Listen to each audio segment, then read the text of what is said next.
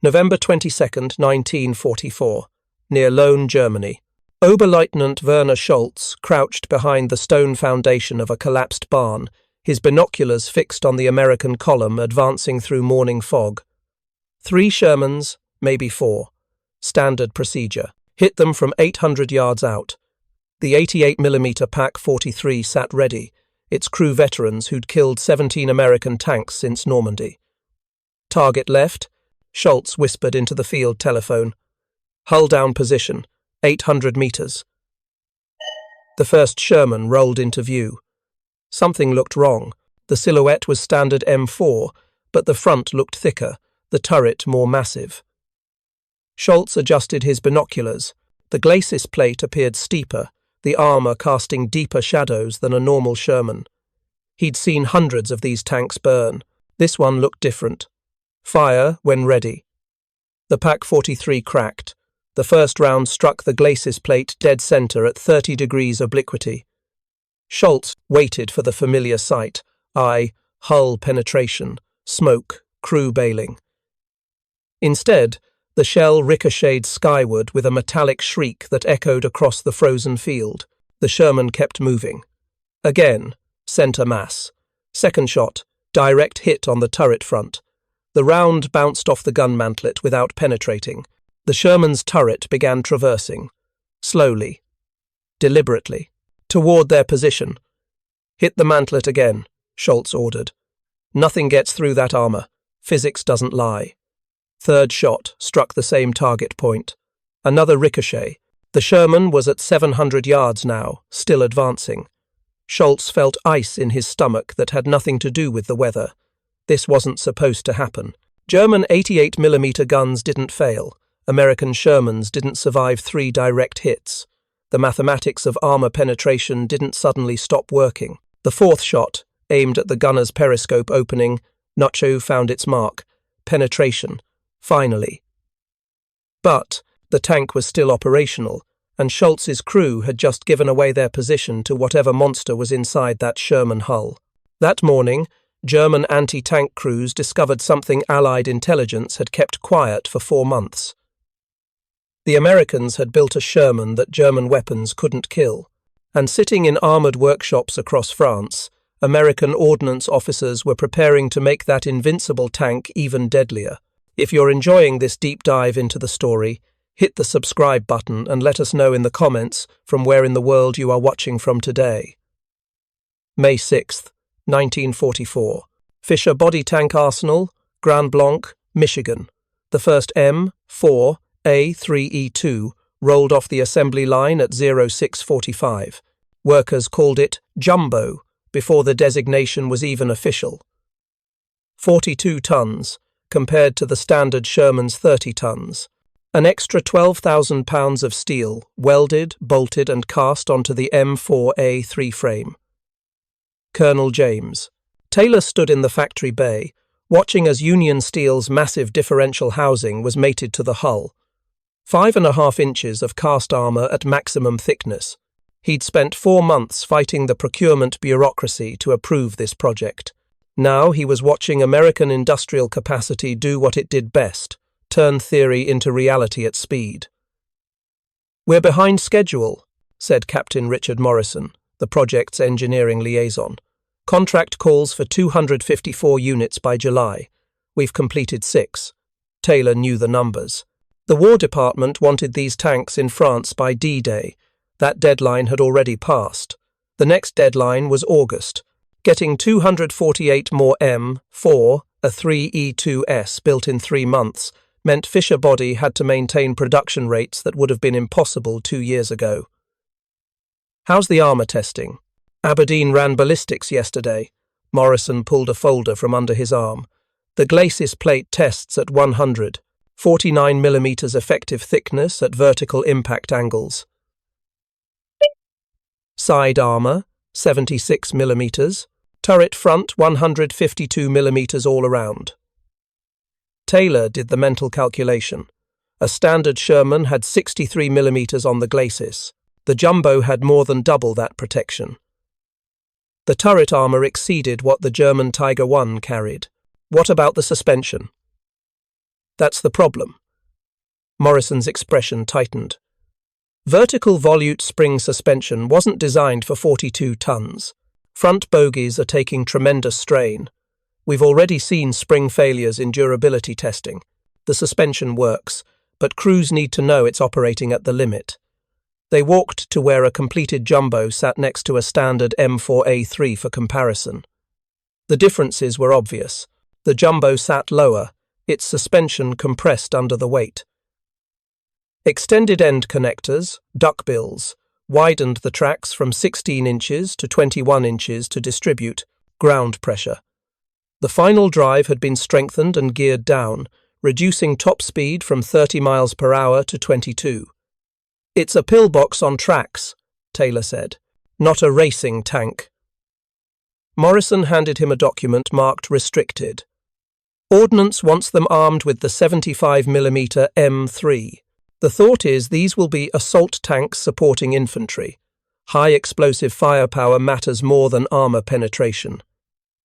Taylor looked at the turret mounting. The M62 gun mount had been designed for the 76mm M1. Fitting a 75 into that mount required an adapter, but it meant swapping guns later would be straightforward. Field modification if doctrine changed. What's production looking like now? We're averaging 4 units per day. We'll hit the 254 by late July if nothing breaks down. These tanks are already spoken for. 4th Armoured Division gets priority allocation. Patton's been requesting heavy assault tanks since. Tunisia.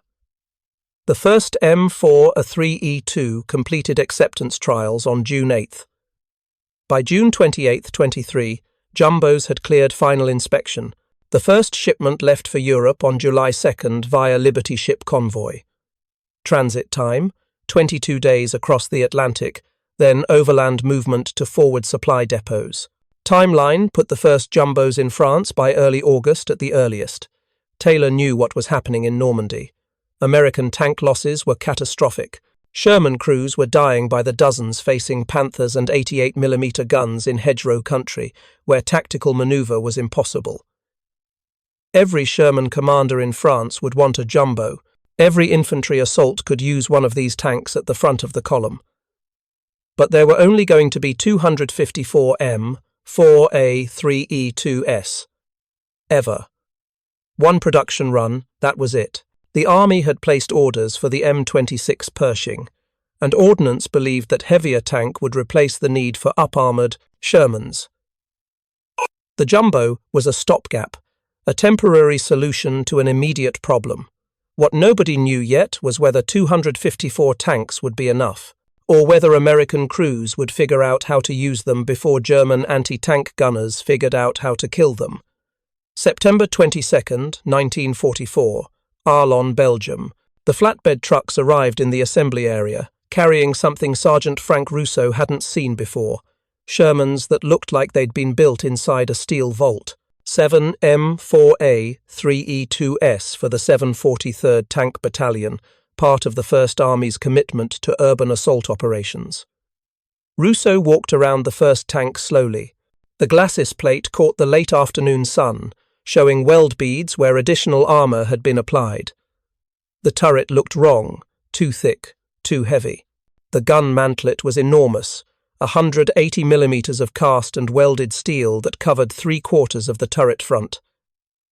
"That's a jumbo," said Lieutenant William Holbrook, the battalion's new tank platoon commander. 254 built. We got 7. Consider yourself lucky. Lucky how? Holbrook climbed onto the hull, pointing out features. Frontal glacis is 4 inches thick, base armour, sloped at 47 degrees. That makes it about 6 inches effective thickness.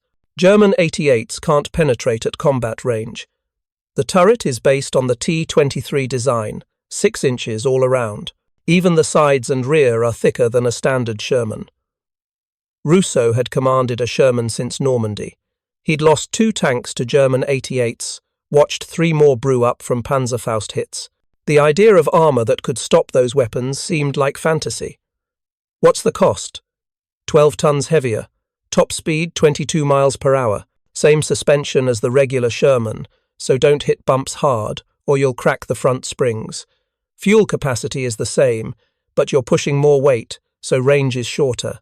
Holbrook tapped the 75mm gun. Main armament is the same short gun. This isn't a tank killer. This is infantry support. You lead the column, you take the hits, you suppress enemy positions.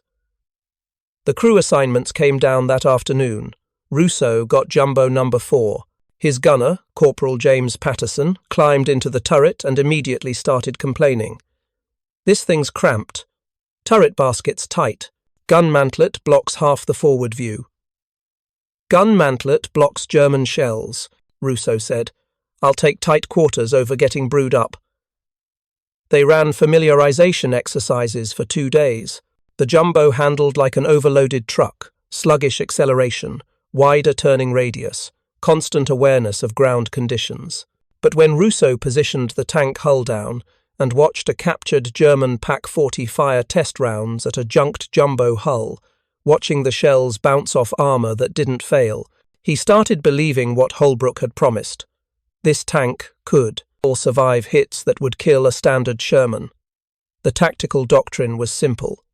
Jumbos led every advance. They took point on road marches. They spearheaded urban assaults. Their job wasn't to kill enemy tanks. It was to survive long enough for lighter, more maneuverable Shermans to flank and kill. The Jumbo was a bulletproof shield on tracks. What nobody told Rousseau's battalion was how German anti-tank crews would react when they discovered the 88s no longer worked, or how American ordnance officers were already planning to solve the Jumbo's one critical weakness, its inability to fight back against heavy German armor. October 14th, 1944. Aachen, Germany. The urban combat was exactly the nightmare everyone had predicted. German defenders turned every building into a fortress. Panzerfaust teams operated from basements and third-floor windows. American infantry couldn't advance without armor support, and armor couldn't operate without infantry. Screening. Staff Sergeant Robert Early's Jumbo took point on every street. The morning of October 14th, his tank led a column pushing toward the city center. The visibility was maybe 200 yards in the rubble-choked streets. Early kept the tank in second gear, watching rooftops and basement windows. The Panzerfaust hit at 80 yards, striking the right side of the turret. The hollow charge warhead detonated on contact. Inside the turret, the explosion sounded like someone hitting the hull with a sledgehammer. Early's ears rang. His vision blurred from the concussion. When his head cleared, he looked for penetration. Nothing. The shaped charge had burned through the external armor, but failed to penetrate the thick turret casting. Early's crew was alive. The tank was operational. The German who'd fired the Panzerfaust was probably reloading right now. Traverse right, third-floor window, high explosive, fire. The 75mm M3 gun spoke. The high, explosive round detonated inside the building, collapsing the floor. 2 more Panzerfaust hits struck the glacis plate during the next 4 blocks. Neither penetrated. By the end of the day, Early's Jumbo had absorbed 17 anti-tank weapon impacts. It rolled back to the maintenance area under its own power, with surface scarring and no combat losses. Other battalion commanders started requesting Jumbos. The demand exceeded supply by a factor of 20 to 1. Only 254 existed in the entire European theatre. Units that had them protected them jealously. Units that didn't have them improvised, welding spare armor plates onto standard Shermans, adding sandbags, bolting track sections to the glacis. General George Patton saw a Jumbo demonstration in late October and immediately requisitioned every available M4, A3, E2 for Third Army. When Ordnance explained that no more were being built, Patton issued an order that became legend in American tank maintenance: strip the armor off any non-functional Sherman with a welded hull and use it to up-armor the tanks we have. Third Army maintenance battalions started field-expedient armor programs that violated every engineering specification but kept Patton's armor moving. The official Jumbos became precious commodities, assigned to spearhead units where their survival mattered most. And then someone in Ordnance asked the question that would change everything: What if we gave the jumbo a gun that could actually kill German heavy tanks? The M4A3E2 had been designed as an infantry support vehicle. It carried thick armor and a weapon optimized for high explosive performance. But by November 1944, the tactical reality had shifted. Jumbos weren't just supporting infantry anymore. They were leading armor columns, engaging German tanks, fighting in roles their designers never intended. The 76mm M1 gun existed.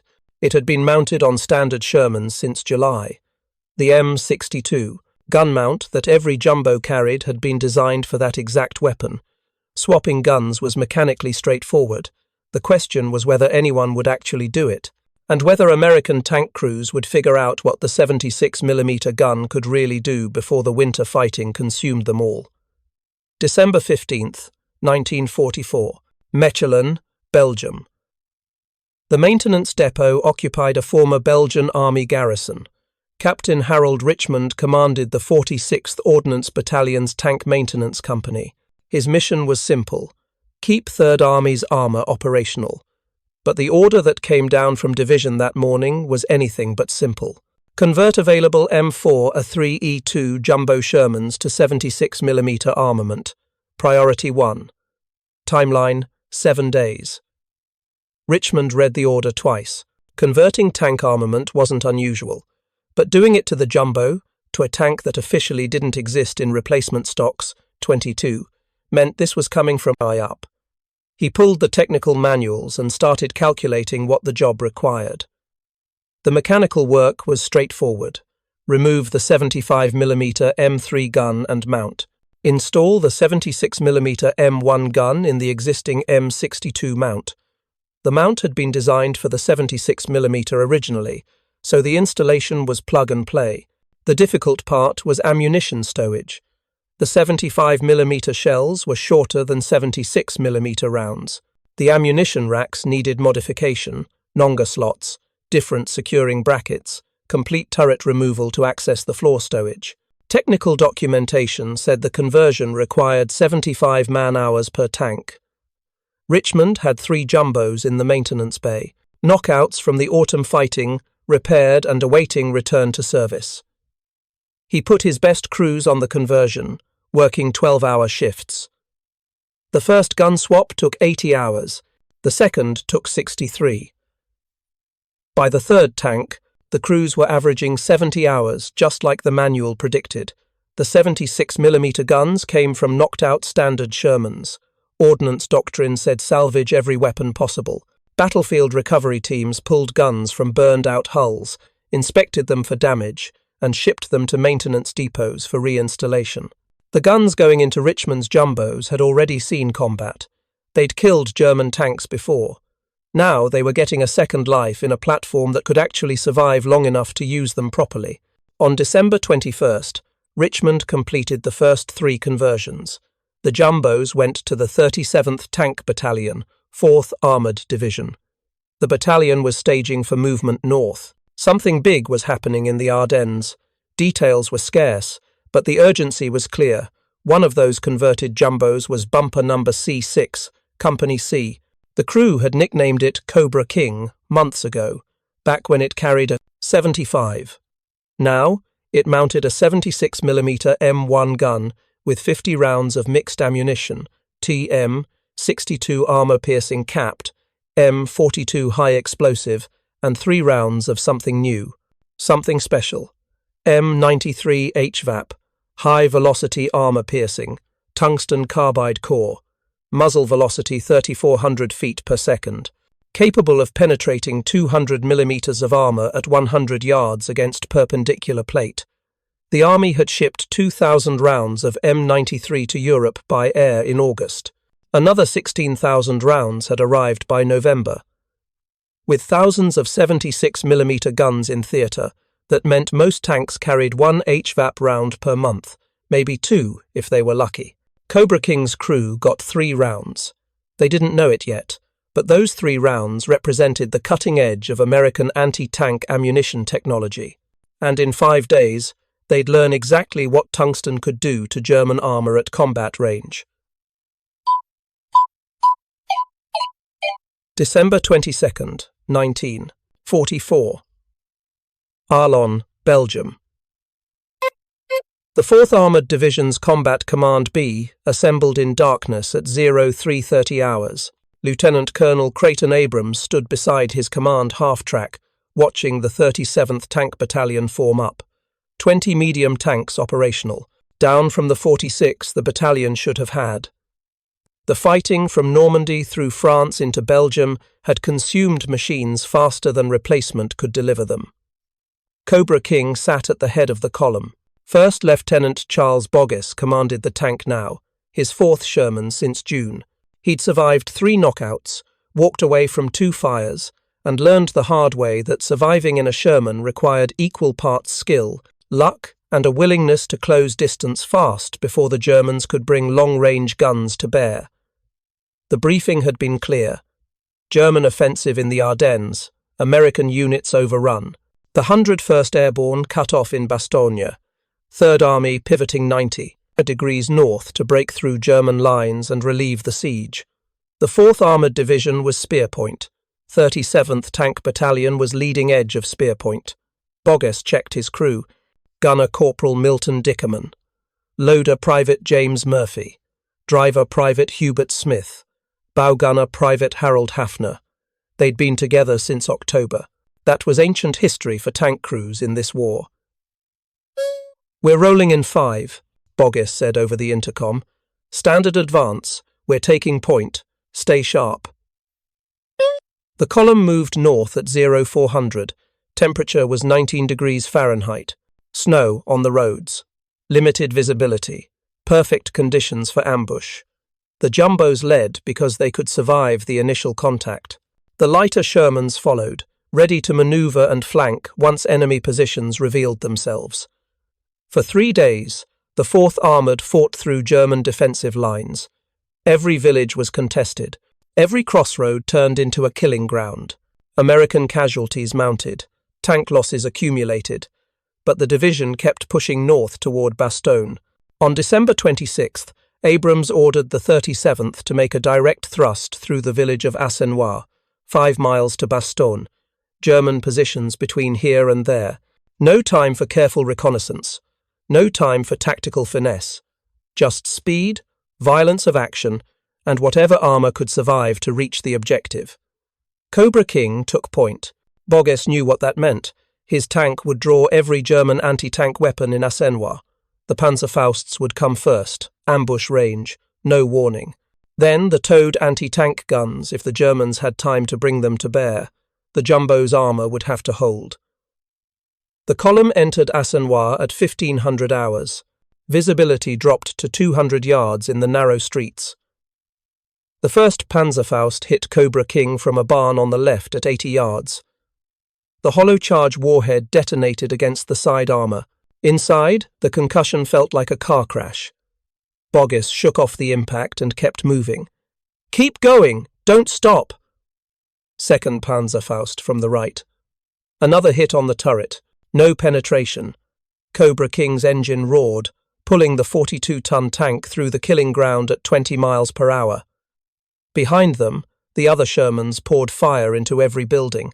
The 53rd Armoured Infantry's half-tracks followed, infantry dismounting to clear structures room by room. Assenois burned. But Cobra King kept rolling north, away from the village, away from the Panzerfaust teams, toward whatever waited on the road to Bastogne. What waited was something the Americans hadn't expected, and something the Germans absolutely did not want to face. If you find this story engaging, please take a moment to subscribe and enable notifications. It helps us continue producing in-depth content like this. December 26th, 1944, 1650 hours. The woods, north of Assenois, looked empty. Boggess kept Cobra King moving at full speed. A felt 22 miles per hour felt glacial when every tree line could hide a panther. The road climbed toward Bastogne through heavy timber, perfect ambush terrain, perfect place to die if the Germans had positioned armour to block the approach. The gunner's periscope caught movement at 1,200 yards. Boggess grabbed his binoculars, 2 vehicles in the trees, low profile, sloped armor, Panthers. Exactly what American tank commanders had been taught to fear since Normandy. Gunner, 12 o'clock, 1,200 yards. Enemy armor. Dickerman traversed the turret, bringing the 76mm gun to bear. Through his sight, the Panthers looked hull down, taking advantage of a ridgeline that gave them perfect fields of fire. At 1,200 yards, the doctrine said American Shermans died before getting into effective range. The 75mm M3 couldn't penetrate Panther frontal armor beyond point-blank distances.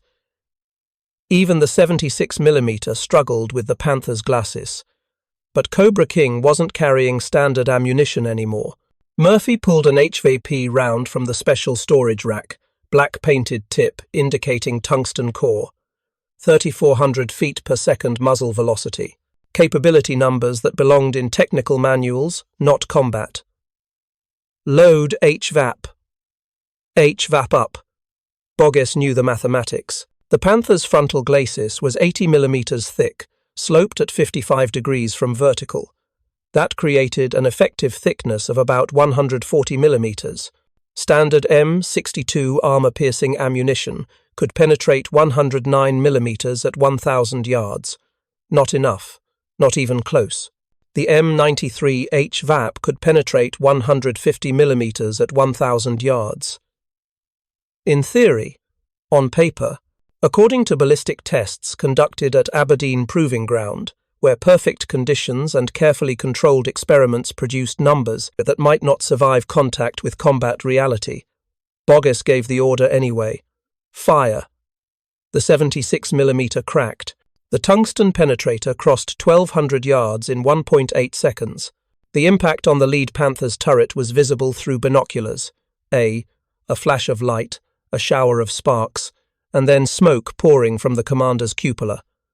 The turret stopped moving. The Panther sat motionless. Reload HVAP. HVAP up. The second Panther began traversing toward them. Cobra King was stationary, presenting a full frontal profile at 1,200 yards. But the Jumbo's frontal armor was effectively 6 inches thick. The Panther's 75mm K-42 could penetrate that at ranges below 500 yards. Maybe. The mathematical advantage belonged to Boggess's crew. Fire. Second impact. Second penetration. The Panther's engine compartment erupted in flames visible even at this distance. The crew bailed out, silhouettes against fire, running for the tree line. Cobra King had just killed 2 Panthers at 1,200 yards with frontal turret shots. Nobody told the crew that was impossible. Nobody explained that tungsten penetrators lost effectiveness against sloped armor. Nobody mentioned that combat conditions, stress, motion, imperfect range estimation, were supposed to degrade performance below laboratory standards. The crew just knew they'd survived an encounter that should have killed them, and that the 76mm gun with HVAP ammunition had done something American armor hadn't accomplished consistently since Normandy, AGA win, a long-range engagement against German heavy tanks. Boggess didn't stop to examine the kills. Cobra King kept rolling toward Bastogne. At 1650 hours, they spotted American helmets in the tree line ahead. The 326th Airborne Engineers, Bastogne perimeter. Lieutenant Boggess stuck his hand out as an engineer approached the tank. "Glad to see you," the engineer said. With those 4 words, the siege of Bastogne was broken. But what happened to Cobra King that afternoon mattered more than one tank reaching one objective. It mattered because ordnance officers at division headquarters were compiling after-action reports from the Ardennes. They were reading accounts of 76mm guns killing Panthers at ranges doctrine said were impossible. They were seeing data that contradicted 3 years of accepted wisdom about American tank gun performance, and they were starting to ask the question that would reshape American armor tactics for the rest of the war.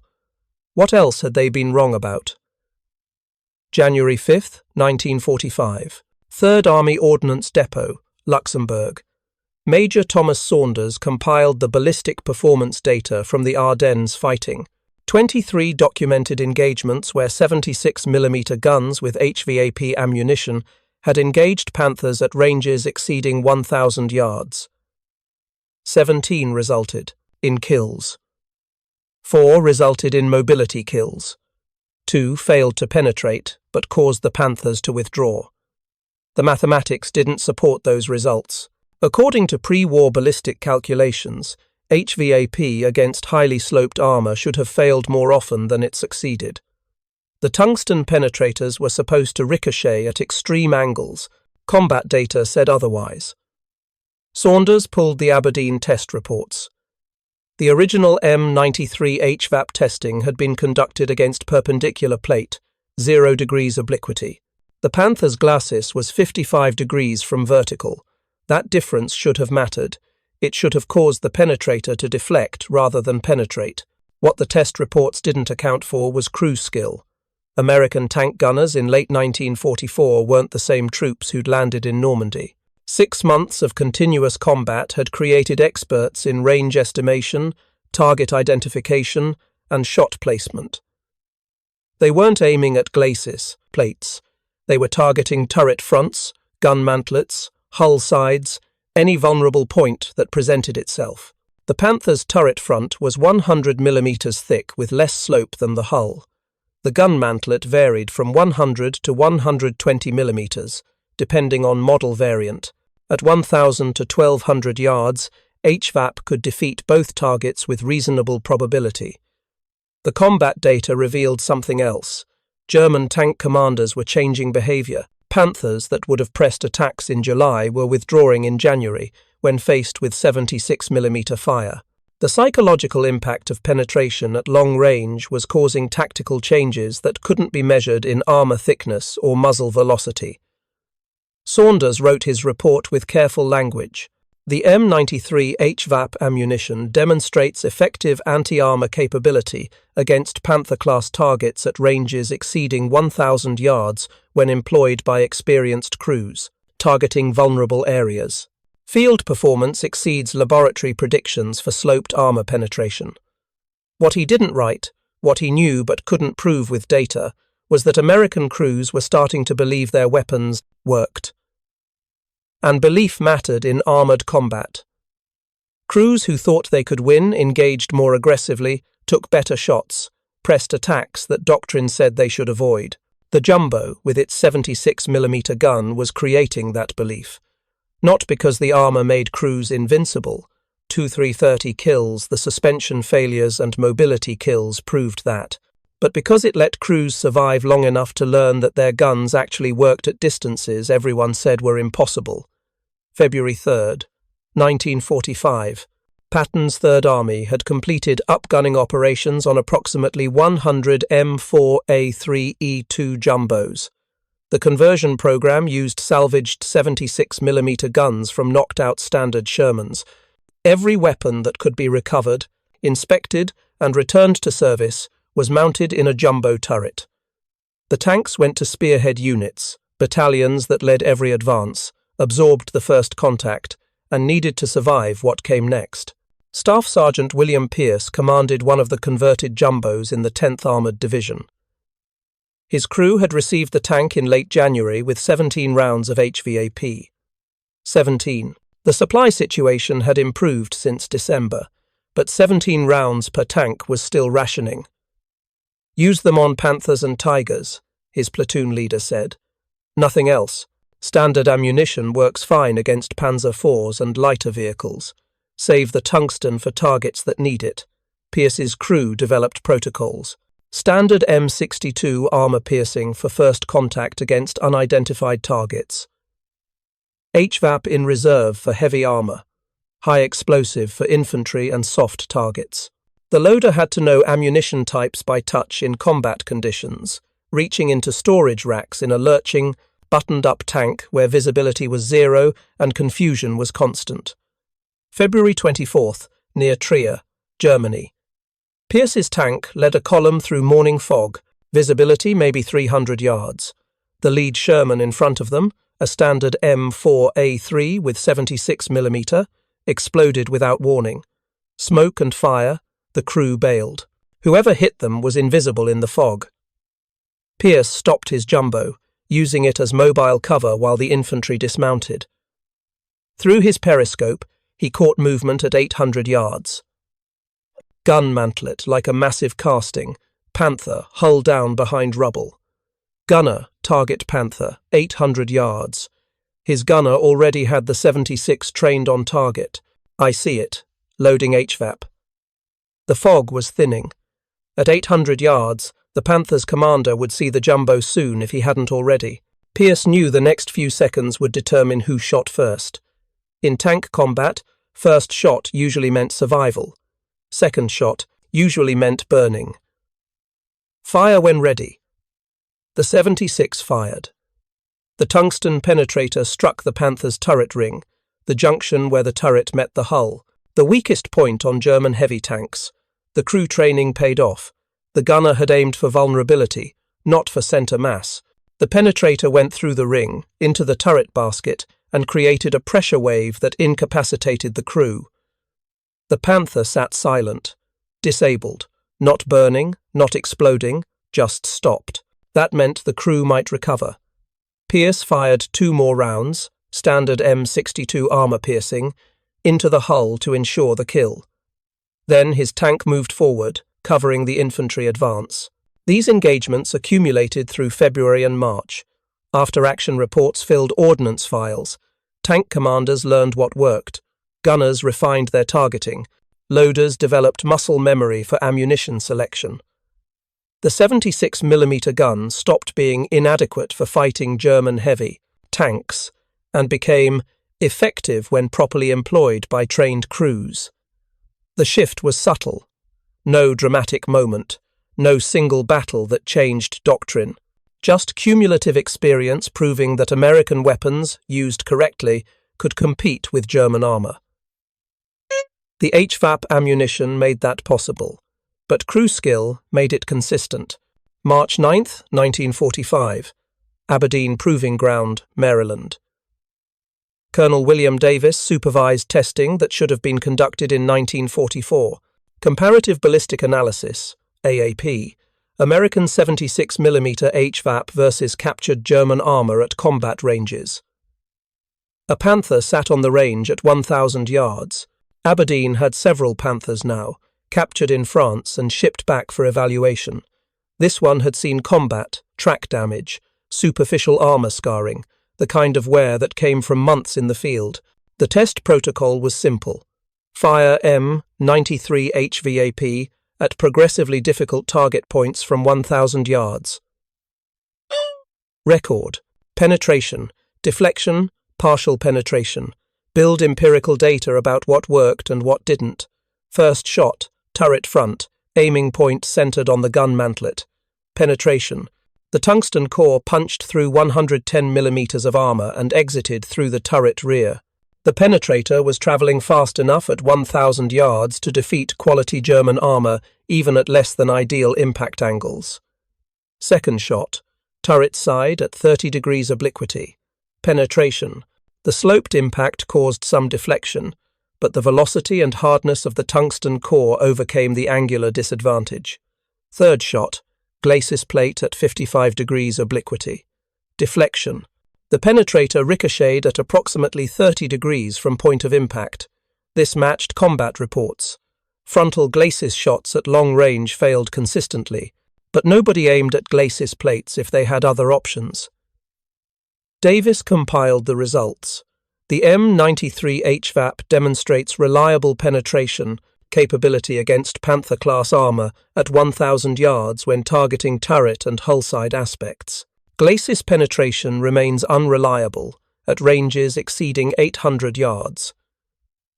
He added a notation that didn't belong in technical reports but mattered more than ballistic coefficients. Combat effectiveness appears to correlate more strongly with crew training and target selection than with theoretical penetration maxima. Experienced crews consistently achieve kills that laboratory testing suggests should be statistically improbable. What Davis was documenting was something the Germans had known since Normandy. American tank crews didn't quit. They didn't break contact when facing superior armor. They closed distance, manoeuvred for flanking shots, and pressed attacks that German doctrine said would fail. The HVAP ammunition gave them tools that made that aggressiveness lethal at longer ranges. The Jumbo had been designed as an infantry support vehicle. It became a tank, destroyer by accident. The 76mm gun had been considered inadequate against Panthers. It became effective through crew skill and ammunition development. None of this followed the plan. All of it worked. April 23, 1945. Forward Maintenance Depot near Regensburg, Germany. Captain Harold Richmond, ZOME, the same officer who'd converted the first Jumbos back in December, supervised repairs on 3 M4 A3E2S that had fought from Bastogne to Bavaria. The tanks showed hard use. Suspension springs replaced multiple times. Transmissions rebuilt. Armour pitted from anti-tank weapon impacts that hadn't penetrated but left surface damage. One tank had taken 43 separate hits, Panzerfausts, 88mm rounds, 75mm anti-tank gunfire. The glacis showed impact craters. The turret was scarred. But the crew had survived every engagement and the tank was operational. That was the Jumbo's victory, not being invincible, but being survivable. Richmond walked through the maintenance bay, examining the damage patterns. Almost every hit had struck frontal aspects. Almost none had penetrated the main armour. The few penetrations came from lucky shots through vision ports or the driver's hatch. The armour itself had worked exactly as designed. "These things are indestructible," said one of his mechanics, a corporal who'd been rebuilding Shermans since North Africa. "Nothing's indestructible," Richmond said, "but these are close enough." The real revelation was what the Jumbos proved about tank design philosophy.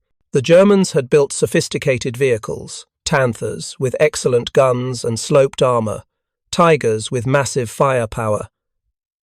But German tanks broke down constantly. The complicated engineering that made them superior on paper made them fragile in practice. The Jumbo was simple. Take a reliable platform, add more armour, upgrade the gun, keep everything else standard, so repairs used common parts and trained mechanics could work on them. It wasn't elegant, it probably offended engineering purists, but it kept tanks in the fight. April 30th, 1945, the war in Europe had 6 days remaining. Colonel Creighton Abrams, TAA, who'd commanded the 37th Tank Battalion during the Bastogne Relief, TAC, compiled his final after-action assessment. The document covered the period from December 1944 through April 45, 4 months of continuous combat. His observations mattered because Abrams had commanded the unit that first used upgunned Jumbos in combat, and his experience carried weight. The M4A3E2 Jumbo Sherman, when armed with the 76mm M1 gun and equipped with M93 HVAP ammunition, demonstrates effective anti-armour capability against all German tank classes, including Panther and Tiger. Armour protection enables crews to survive initial contact and manoeuvre for optimal firing positions. Vehicle reliability remains acceptable, despite weight-induced stress on suspension components. He added a personal note. American crews no longer view German heavy armour as an invincible opponent. This psychological shift correlates directly with the fielding of Jumbos and HVAP ammunition. Crews who believe their weapons work fight more effectively than crews who fear enemy superiority. That last observation captured something that didn't fit in technical specifications. The Jumbo hadn't just provided better armour, it had provided confidence, and confident crews took better shots, made smarter tactical decisions, and survived combat that would have killed them in lesser vehicles. The final statistics told their own story. Of the 254 M4A3E2 Jumbos produced, approximately 170 remained operational by war's end in Europe. 84 were combat losses, knocked out by mines, destroyed by concentrated fire, disabled by mechanical failure and captured. But that meant 67% survived 5 to 8 months of continuous combat operations. Standard Sherman loss rates were running about 200% over the same period, ECA, meaning replacement tanks had been destroyed and replaced again. The jumbo's armor had saved hundreds of American lives by letting crews survive encounters that would have killed them in standard vehicles. And the 76mm gun with HVAP ammunition had proven that American weapons could compete with German armor when crews understood how to use them. The penetration at 1,200 yards wasn't theoretical anymore. It was documented in after-action reports from 3 armored divisions operating across Western Europe. May 8, 1945. VE Day. The war in Europe ended at 23:01 hours Central European Time. American armor had advanced from Normandy to Czechoslovakia. They'd fought through hedgerows, destroyed cities, winter forests, and open plains. They'd faced everything the German army could deploy: Panthers, Tigers, King Tigers, self-propelled guns, and the most sophisticated anti-tank defenses ever constructed. The jumbo Sherman wasn't the reason they won. Industrial capacity was the reason. Air superiority was the reason. Logistics and replacement capacity were the reason. But the jumbo mattered because it proved American engineering could adapt faster than German production could respond. The Germans built sophisticated weapons that required specialized maintenance and precision manufacturing. When those supply chains collapsed, their armor became immobile. The Americans built simple weapons that could be repaired in field conditions using common parts. When combat damaged them, mechanics had them operational again within days. The jumbo took that philosophy to its logical conclusion. Take proven technology, make it more survivable, give crews weapons that let them fight back, then produce enough of them that losses don't matter because replacements are already in the pipeline. The 76mm gun solved the firepower problem. The HVAP ammunition solved the range problem. The jumbo armor solved the survival problem. None of it was elegant. All of it worked. June 1945. The War Department published a classified technical bulletin analyzing M4 A3E2 combat performance. The conclusions would influence American tank design for the next 3 decades. The M4A3E2 demonstrates that adequate armor protection enables crew survival and weapon effectiveness under conditions where lighter vehicles fail.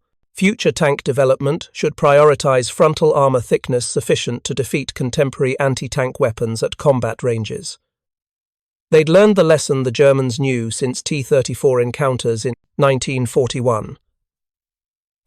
Armor mattered. Crews in well-protected vehicles fought more effectively because they weren't preoccupied with survival. The American armor community had spent 3 years believing that mobility and numbers could substitute for protection. Combat proved otherwise. The HVAP ammunition received its own analysis. Tungsten core penetrators demonstrate superior performance against homogeneous armor when employed at velocities exceeding 3,000 feet per second. Development of improved penetrator designs should continue in parallel with gun development programs. That was bureaucratic language for tungsten works. Make more of it. The supply limitations in 1944 had constrained what American guns could do. If HVAP had been available in quantity from Normandy onward, the kill ratios against German armor would have been dramatically different. The jumbo's legacy wasn't just the 254 tanks that fought in Europe. It was the proof that American industrial capacity could adapt doctrine faster than enemies could counter it. When Shermans proved vulnerable, they added armor. When the 75mm proved inadequate, they installed 76s. When standard ammunition couldn't penetrate, they developed HVAP. Each adaptation took months, not years. From problem identification to fielded solution in timelines that the German military-industrial complex couldn't match. That speed of adaptation was the actual advantage. Not individual tank quality, not superior gun performance, just the ability to recognize problems and fix them before losses became catastrophic. The Germans called it the jumbo trick for a reason. They didn't understand how Americans could field up-armored Shermans so quickly. German tank development cycles ran 2 to 3 years from concept to production. The Americans went from prototype to combat employment in 6 months. It violated everything the Germans understood about weapons procurement. What they missed was that the Jumbo wasn't a new tank. It was a Sherman with more armour. All the complicated development work, automotive system, suspension, gun mount, turret design, TAT, had been completed years earlier. Adding armour was just welding steel to proven components. That kind of incremental improvement could happen at industrial scale while maintaining production rates. The Germans designed masterpieces. The Americans designed something good enough, then improved it in the field. The masterpieces lost. The M4A3E2 Jumbo served in American armoured units through the Korean War. Some remained in service with other armies into the 1970s. The basic Sherman design proved so adaptable that variants continued operating decades after World War II ended.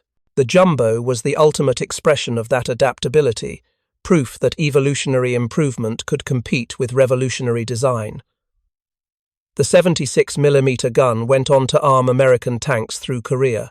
When 76 equipped Shermans faced Soviet-made T-34, 85 seconds in Korean combat, they won consistently. Better crew training, better optics, and HVAP ammunition that was finally available in adequate quantities. The gun that had been criticized as inadequate in 1944 became the standard by which American tank weapons were measured for the next decade. Thank you for watching. For more detailed historical breakdowns, check out the other videos on your screen now, and don't forget to subscribe.